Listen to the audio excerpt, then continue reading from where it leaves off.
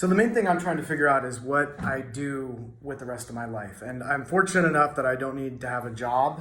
And so that's an incredible blessing. This is obviously a big first world problem, but what I find is that the quest for mission is also tied with sort of the tactical way I react to the day, having to do with physiology or psychology or whatever.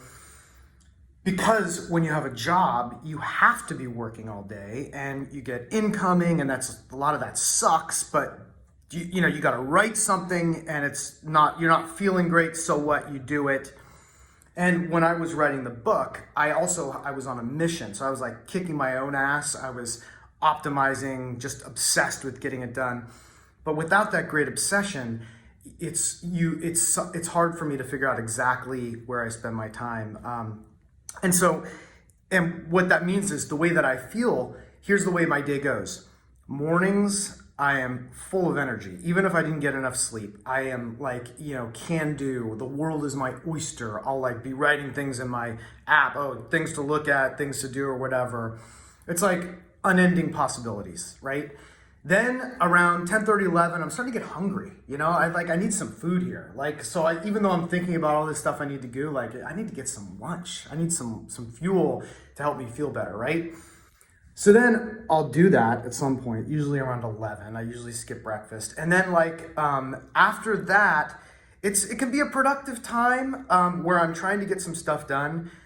But gets a slight bit of when are we going to call this a day? It's an incredible privilege to be able to do that. But, and especially when you're a writer too, I can almost convince myself while you're thinking of where your next great story is, why don't you read a great book? Or, why don't you watch a Netflix series and learn about some storytelling? I can convince myself that maybe is something helpful rather than just scrolling Twitter or on the internet or fiddling around.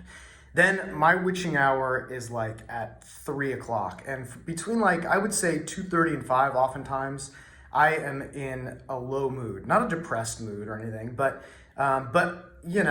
just feeling kind of crappy. And this is when at work, I would grab some M&Ms or grab another cup of coffee or M&Ms to keep going. And like I said, you don't have the option to just not do anything. But when you have the option not to do anything, sometimes you don't do anything. And I'll just fitter things away, go down rat holes on the internet. Then around 5, then I've got duties and tasks, which are a pain in the ass, but which keep me going. Driving the kids someplace, helping to make dinner, doing an errand, cleaning up the house because we're gearing up for nighttime activities, And so I'll do that. And then after dinner is when I say my watch has ended with the kids. I basically, with Eileen or on my own, will watch Netflix or whatever. And then I get a second win then. And I'm, sometimes I'll get back on and do some research on some stuff. Or if I think I have enough energy to write, I'll sit down and be like, oh no, not even close. My body's what are you doing? You don't want to do that. It's hard. It's hard to get that muscle in the brain to actually do something creative when you're not on a roll like I'm not right now.